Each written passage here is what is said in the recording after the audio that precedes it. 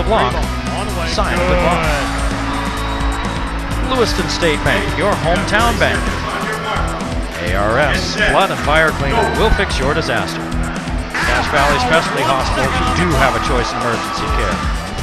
It's audio and video, Cache Valley's audio and video specialists. A logo shop, we logo stuff, all kinds of stuff. And the Valley Channel, Cache Valley's television station. There he goes to the rack. Down on the sideline, leave on with Coach Buck Miller. Kids, but you went forever on 6 points, like 10 minutes it seemed like. What'd you tell him? Well, we just got to keep looking for those shots that they're giving us. They're really making it hard for us to establish anything down low. I mean, they should. They got big guys. We just got to keep shooting with confidence on the outside and to get them to stretch out a little bit more and hopefully open up things inside. What do you do with number 32? Seems like he's taking it to you right at the elbows. I mean, we knew that he was going to do that. He was going to try and insert himself tonight. We've got to do a better job of making sure that he goes away from where he's comfortable. He's still getting post looks down low. He's a big body to move, but that's something we're going to have to do. Okay, thanks, Coach. Good luck in the second half. Back to you, Eric Olson. All right, thanks, Lee. We'll be back with the second half. You're watching the Game of the Week on the Valley Channel.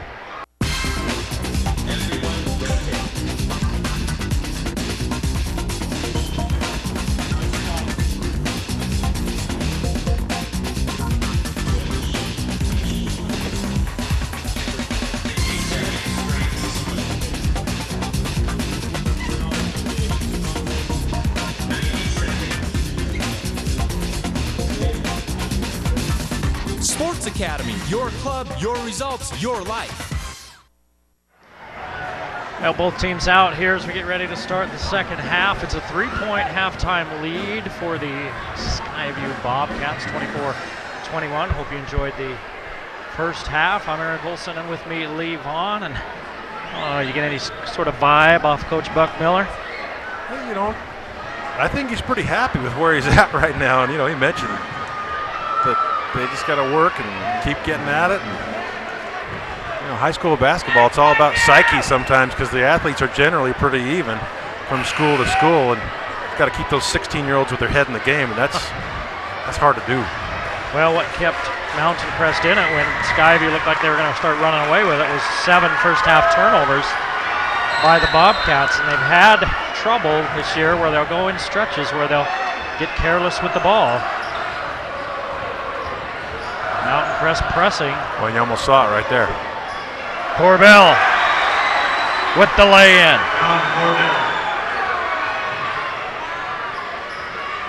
Back out to a 5-point lead for Skyview. They've led by as many as 10. One of the things that Skyview's done really well is getting back on defense. You just saw it there. Mountain Crest tried to force the issue, but 4 guys back for Skyview before the ball's even up court. Skyview outscored Mountain Crest 16-15 in that second period. Which is shocking. It just seems like Mountain Crest outscored him because Skyview scored all the points early in the period. Mountain Crest scored in the latter half.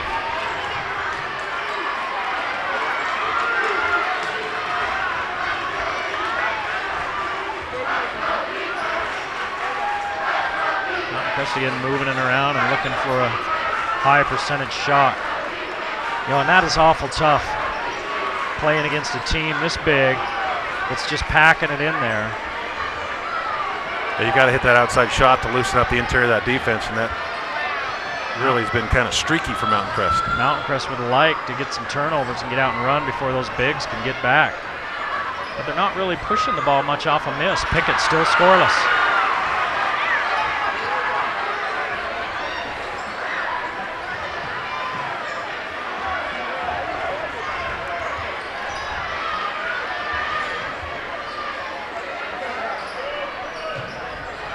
Knowles, he remains scoreless. Oliverson has it blocked from the backside, but he gets it back and puts it in.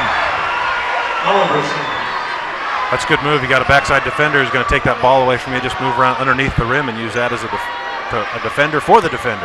Oliverson has 16, and it's back out to a 7-point Skyview advantage. Nothing there for Pickett.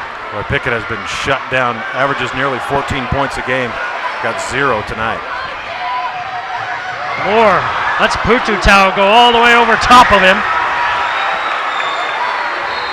And the putback. And Skyview back up by 9. That's kind of an odd no call. when a man puts a saddle on your back and tries to ride you out of Hiram. Well, after the last play down on this end, Pickett's trying to get inside and get some guys in foul trouble for Skyview, but they're just not calling anything really down underneath. And you mentioned that in the first half. The last time these two teams played, a lot of free throws and fouls. And hey, they're pretty much letting them play basketball tonight. Sayama's heading for the locker room for Mountain Crest. With the trainer, looking at his forehead over there, might have a little cut on it. That's one of the things that Skyview is doing on defense. They're trying to get him in foul trouble as Mountain Crest, but Skyview's not even having to get off the ground because they're so tall. So it's a lot easier to not get those fouls called if you don't jump in the air. Yeah. When you jump in the air, your arms automatically come down over across the man, and that's when the fouls come. 9-point advantage again for Skyview. Now having a little bit of trouble with the replay machine. We'll bring more of those to you as we get that sorted out. Corbell got that last putback basket. He has 6. It's his first day. He'll get it figured out. The replay machine? Yep. Oh, yeah. That's what you get for hiring a Provo kid. That's right.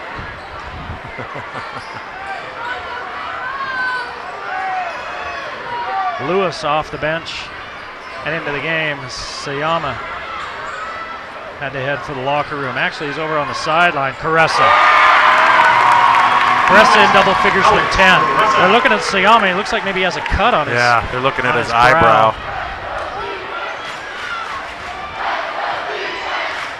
Moore looks into Corbell.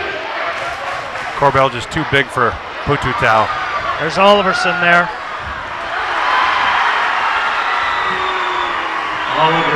Oliverson with the backside rebounds. This is what killed Mountain Crest against Logan. Backside rebounding. Weak side rebounding off of missed shots. Yep. Caressa. The runner won't go. And Skyview with a chance for their largest lead of the game. Knowles fouled, no shot.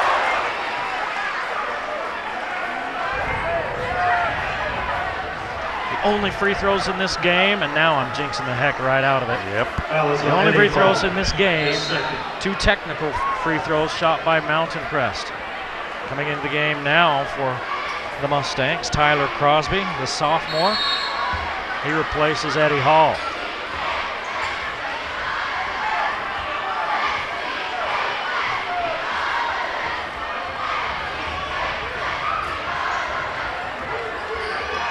Corbell doubled. Pickett came to help Pututau.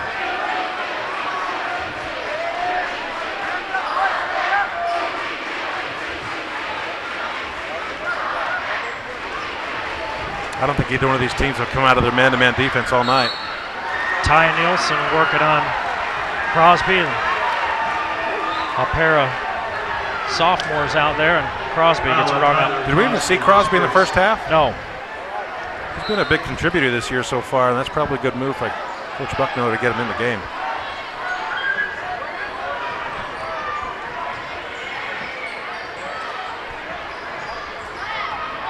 Corbell looking into Oliverson. He's got to get out of the paint, and finally he does.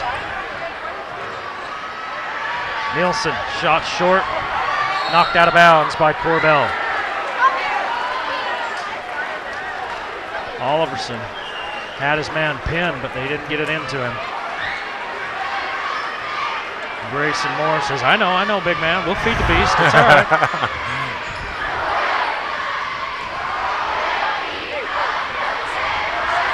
32-23. It was a 3-point game at the half, and now the Bobcats have stretched that lead out to 9 with 3.5 to play here in the third period. And Ty Nielsen picks up his first foul. You can play tight defense, but Nielsen just keeps kind of pushing and pushing, moving his hips forward a little bit. Yeah, you can't just walk them out of bounds. No. Well, if not when they're standing there. No, there's right on the baseline, and there's the official right there on the sideline. If Mountain Crest's going to get back in this game, they've got to hit some outside shots, and the problem is Skyview is playing some fantastic perimeter defense, just like we saw right there. Even though Nielsen picked up the foul, great pressure. Oh, and that's what kept Mountain Crest, got them back into the game, kept them in the game in that first half. 5 3-pointers for the Mustangs in the first half. Only one bucket here in this third period. Another extended scoring drought, just like they had there in the first half. Oh, that's Pickett travel. and the walk.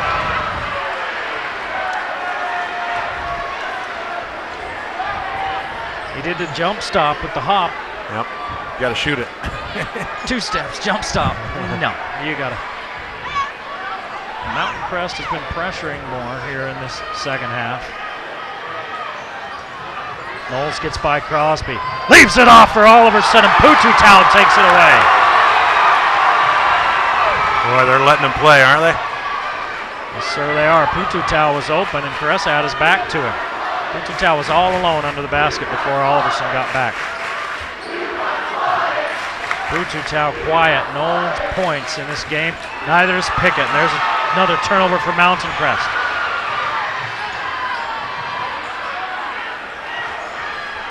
Mountain Crest going to have to start running a little weave offense, get some more screens out on the perimeter, get some free shots, because they're not getting anything that doesn't have a hand in their face. Down low, Oliverson works on Pickett. Corbell at the elbow with the 3 by Moore. Boom! 7 for Grayson Moore. And it's a 12-point lead now for the Bobcats, their largest of the game. Mountain Crest had to dig really deep to come back in that first half. You wonder how many times they can go to the well and come back. Pickett gets his first points of the ball game with 1:40 to play in the third.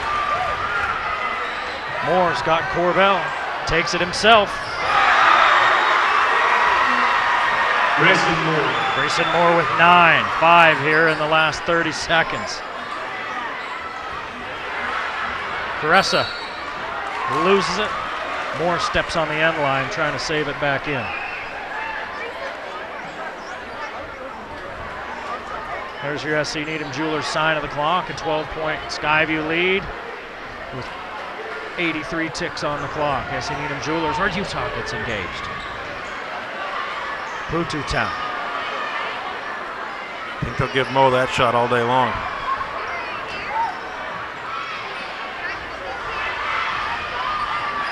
Well, he got Oliverson leaning, but he threw the zig and Caressa ran the zag, and Caressa dives into Moore's legs, and that's a foul.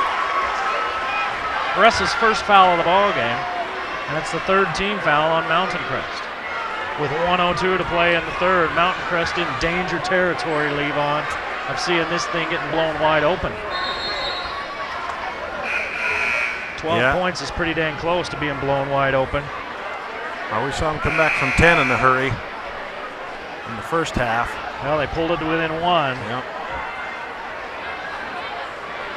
Well, Mountain Crest has the firepower to do it if they can just get that offense going. I think they've been doing too much holding onto the ball in the perimeter. Got to move the ball faster.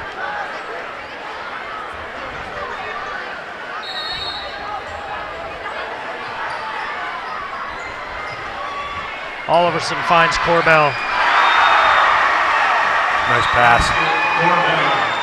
Corbell with 8, and the bigs are doing a number. The Skyview bigs are doing a number on Mountain Crest. Foul the way. It's on Pickett. His third.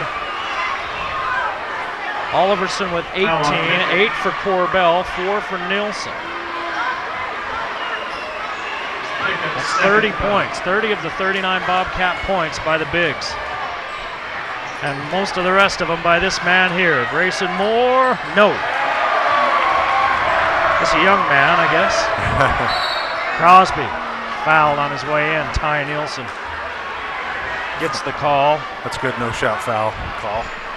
And that's 2 on the sophomore Nielsen. Seen a lot of playing time here tonight in a big region game. Skyview in this one, if they were to win it, would be 4-2. There's a block by Corbell and a late whistle.